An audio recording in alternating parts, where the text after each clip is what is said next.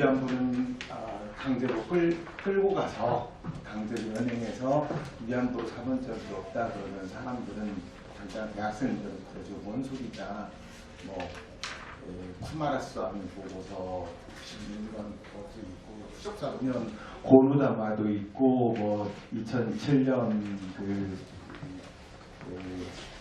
MST 보고서도 있고 뭐 이행결의도 있고 뭐 미국에서 그다음 유럽 의회에서 많다고 이렇게들 들이대는데 지금 말씀해 주셨다시피 결국에는 들여다보면 다 자기들끼리 서로를 인용해 준 거고 결국에 최종적인 소스로 들어가는 두 가지 중에 하나라는 거죠. 첫 번째는 지금까지 이야기한 요시다 세이지의 그 소설책 거짓말. 두 번째로는 위안부들의 소위 증언.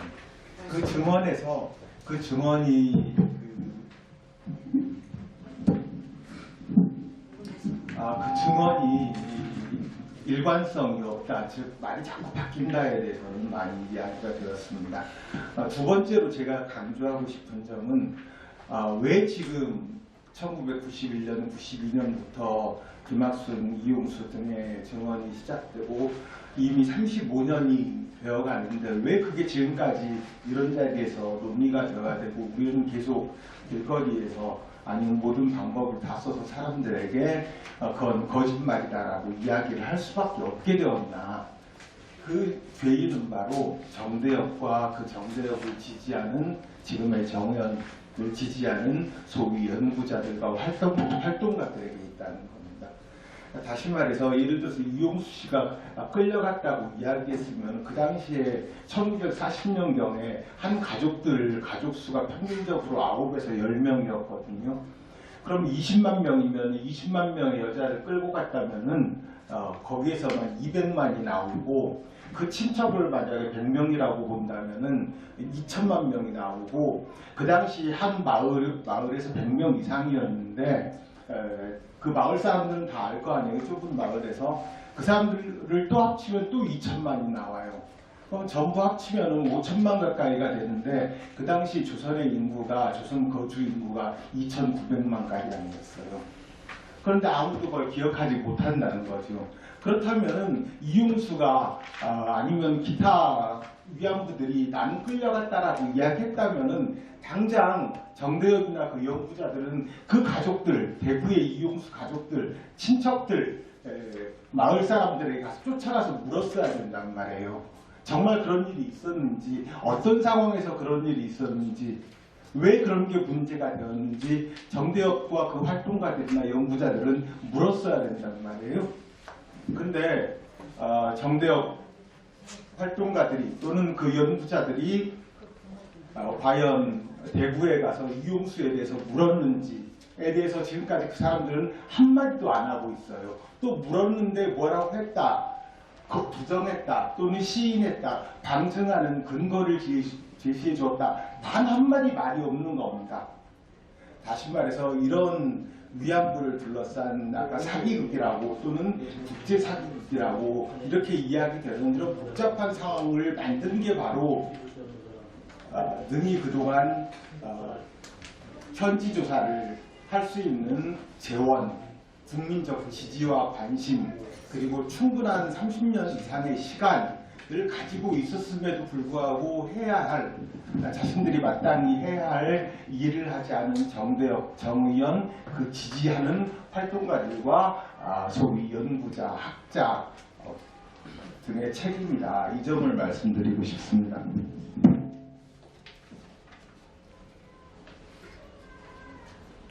그런데 그랬을 때 이제 과제가 하나 생긴다고, 중요한 과제가 생깁니다. 우리가 위안부는 강제 연행된 존재가 아니다. 그러면 우리들은 거기서 그치는 것이 아니라 그럼 위안부는 어디에서 온 거냐? 어떻게 위안부가 된 거냐?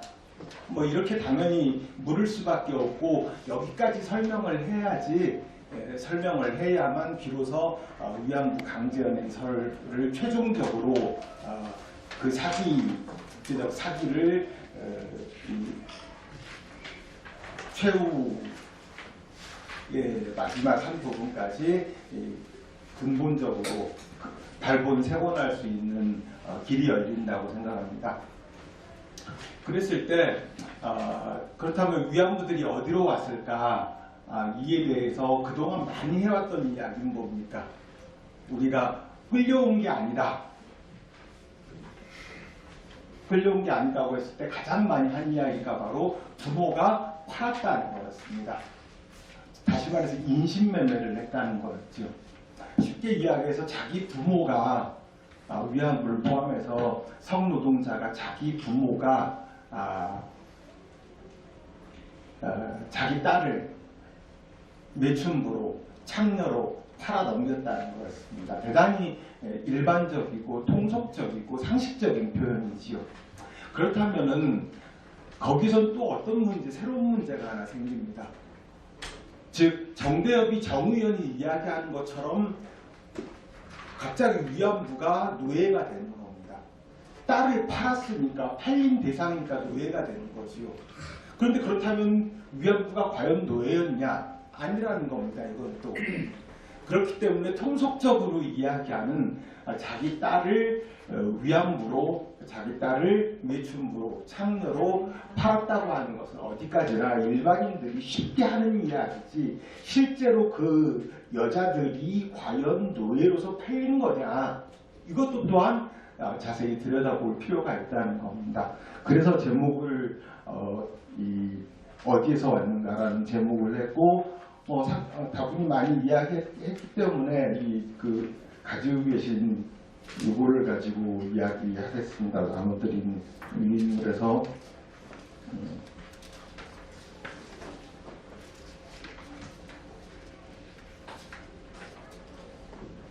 저는 지난번에 램지어 논문이 문제가 되었을 때 중국으로 끌려간 위안부라고 하는 정대협에서 낸 소위 증언집, 사실 객관적으로 체크되지 않았기 때문에 증언이라고 할 수 없는 것이지만 그 중에 하나 제가 참으로 존경할 만한 솔직한 분이라고 생각하는 분이 현병숙 씨라고 하는 분이었습니다. 이분은 그러니까 1937년경에 목적은 내 아버지가 먹고 싶은 거를 마음껏 먹는 거를 보기 위해서, 그게 자신의 평생 소원이라서 자기 스스로를 조선 내에 한 여관에 팔았습니다. 2년 계약으로 팔았어요. 다시 말해서 팔았는데 2년이라는 기간이 있다는 겁니다. 이거는 일단 그런 과정이 있었고, 그런 다음에 다시 돌아왔지만은 역시 할 일이 없거든요.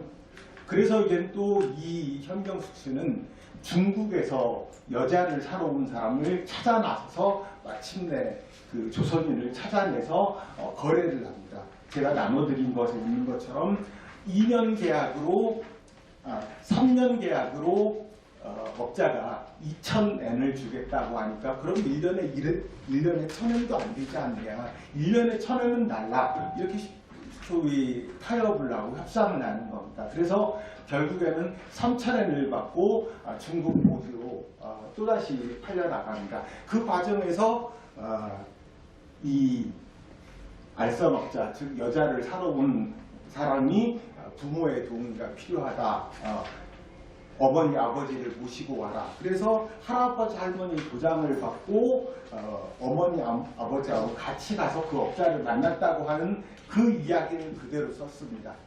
그런데 이 사람이 그 중국 모처에 갔는데 영업이 잘 안 되는 겁니다. 자신을 찾아오는 남자 손님이 없었다는 거예요. 쉽게 이분의 표현에 따르면 못나서, 자기가 못생겨서 그랬다. 그래서 이분이 이제는 마음 먹고 가는 곳이 분위안소였다는 겁니다. 그러니까 자기 스스로 이번에는 또 다른 업자를 찾아서 재계약을 했던 거죠. 다시 한번 계약을 했던 겁니다.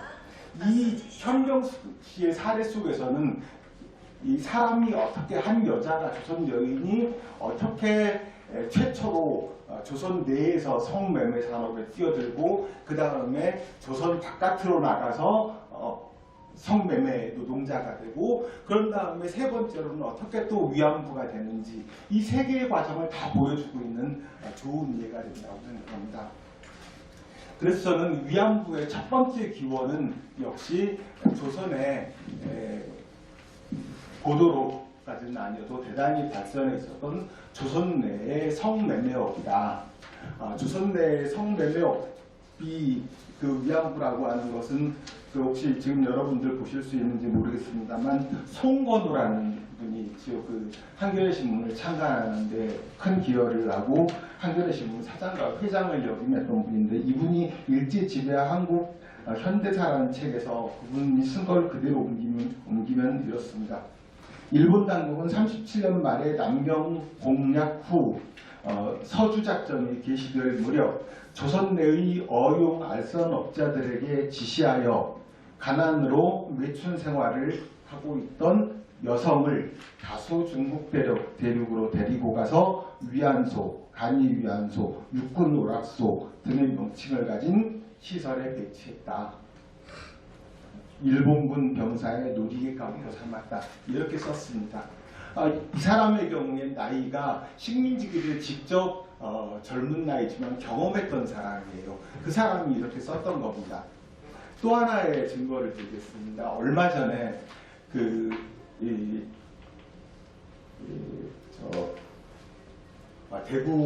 대구에서 대구의 둘째 부인을 두고 있던 김해의 박치근이라고 하는 사람이 약 2년 동안 버마와 싱가포르에서 위안소를 경영하는데 실무를 봅니다. 소위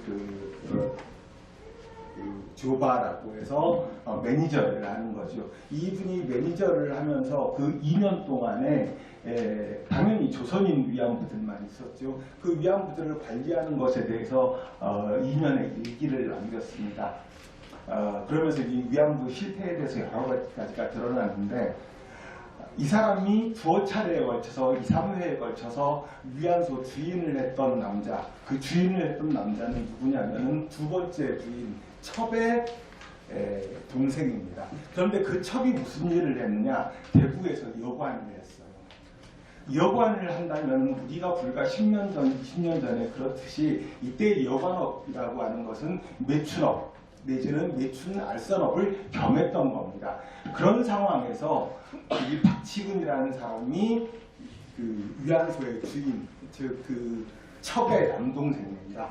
그 위안소 주인과 같이 첩의 남동생, 그러니까 천황과 같이 한국의 대구에 가서 아니면 김해에 가서 위안부를 모집하는데, 위안부를 모집할 때 어떻게 하겠습니까? 제일 굳이 농촌에 다시 들어가 가지고 일본 군인들을 데리고 가서 있지도 않은 군인들을 데리고 가고 경찰들을 데리고 가서 끌어오느니 그냥 이미 넉넉하게 조선에서 발전해 있던 성산업의 노동자를 데려오면 그만이라는 겁니다.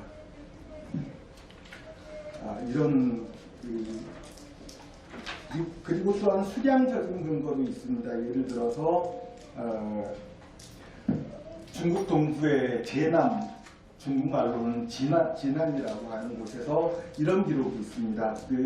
1938년에 일본인 위안부 173명, 조선인 위안부 115명을 데려왔는데, 일본인 173명의 여인 중에 76명, 조선인 115명 중에 101명은 매춘부였다 라고 하는 기록이 있습니다. 그리고 이 기록은 제가 발굴한 것도 아니고 단지 민족주의 계열이 아니라 페미니즘 계열의 위안부 성노예설을 주장하는 사람들이 써낸 연구 속에 바로 이런 이야기가 있다는 겁니다. 다시 해서 첫 번째 위안부의 그 소스 기원은 조선 내 성산업에서 이미 매춘부로 일하고 있었던 사람들을 데려오는 것이었고, 그에 대한 객관적인 근거가 있으며 그것을 뒷받침한 논리도 있지 않느냐라는 겁니다. 두 번째로는 어디서 왔느냐 한다면, 두 번째는 조선 내의 성산업이 아니라 조선 바깥에 중국, 대만, 만주에 이미 성산업 노동자로 나가 있었던 여자들이라는 겁니다. 예를 들어서 중국에서 이미 많은, 대략 1940년경에 공식 통계로 잡히는 조선의 성매매 종사 여성의 수가 10,000명인데 만 명가량이었는데 그 시점에서 이미 중국에 나가 있는 조선인 합법적으로 중국에서 합법적으로 일본 정부나 아니면은 대사관의 허락을 받고 인가를 받고 영업을 하던 성매매 여성들만 이미 10,000명 있었습니다. 조선인 여성들, 조선인 남성 포주, 여성 포주들의 대외 진출, 중국을 중심으로 해서 대만, 만주 등지로의 조선인들의 진출은 지금과 마찬가지로 대단히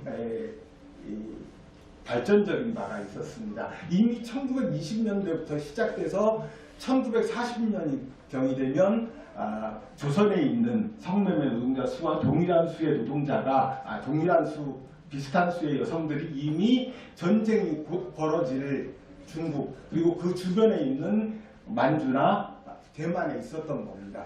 그런 상황에서 만약에 1937년에 전쟁이 퍼지고 39년부터 위안부 설치가 본격화될 때 여러분이 만약에 위안부 업자라면 또는 여러분이 만약에 일본 육군의 장성이라면 어떻게 위안소를 만들고 어떻게 위안부를 모집하겠습니까? 가장 먼저 할 수 있는 건 이미 와 있는 일본인 업자나 조선인 업자를 불러다가 너 위안소 해야 하는 겁니다.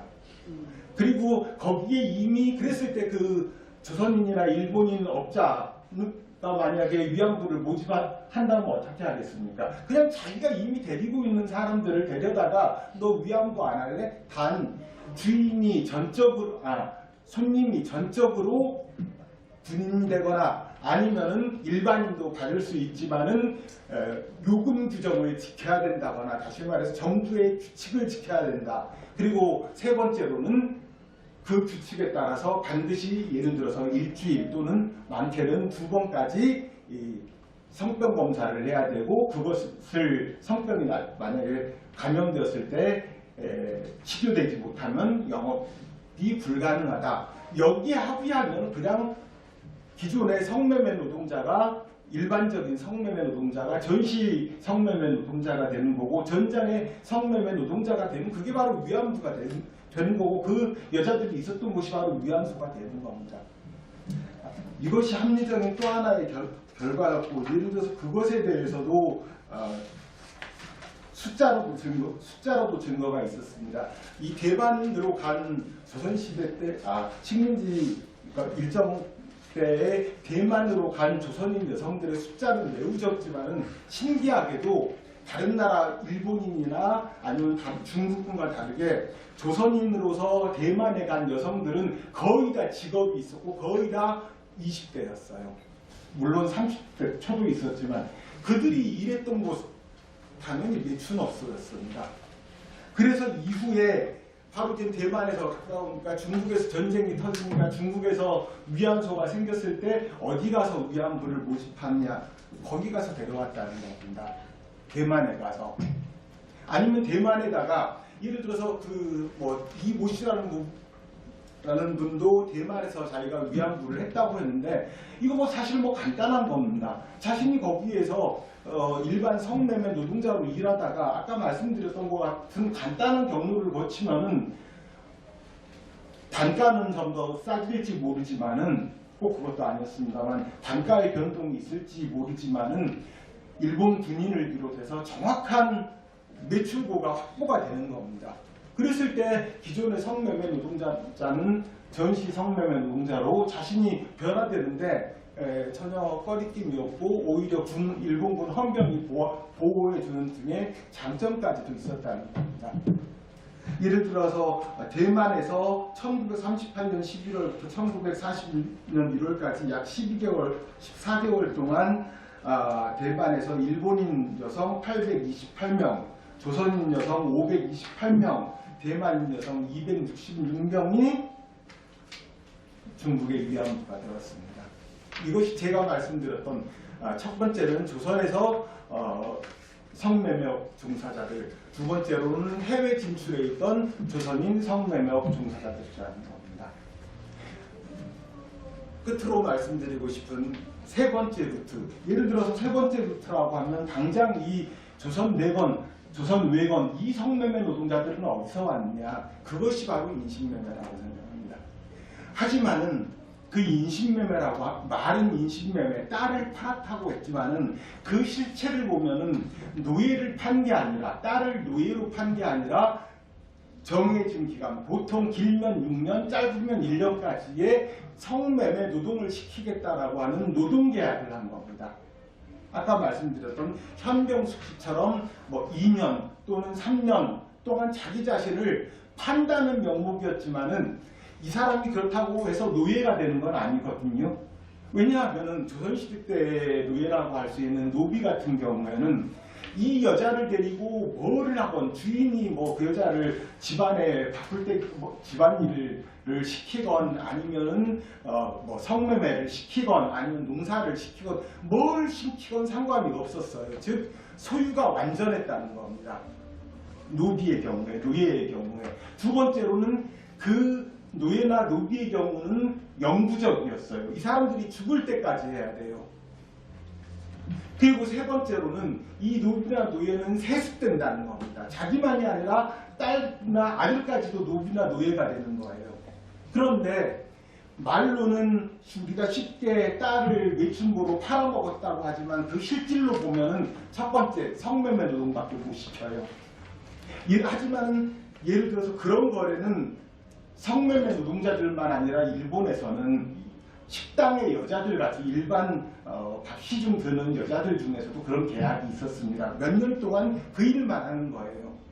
따라서 소유가 완전한 것이 아니라 정해진 노동, 노동에 한해서 이것만 시킬 수 있는 거예요. 두 번째, 영구적이지 못했어요. 계약이 끝나면은 아니면 계약이 끝나기 전에라도 돈만 갚으면은 언제든지 일을 그만둘 수 있는 거예요. 그리고 돈을 갚지 못하더라도 그 계약 기간 3년이면 3년이나 6년이 지나고 나면은 그 일에서 해방되는 거예요. 그래서 아까 말씀드렸던 박치근의 일기 속에서 그렇게 많이 조선인 위안부들을 조선으로 돌려보내는 일기의 기사들이 나왔던 겁니다.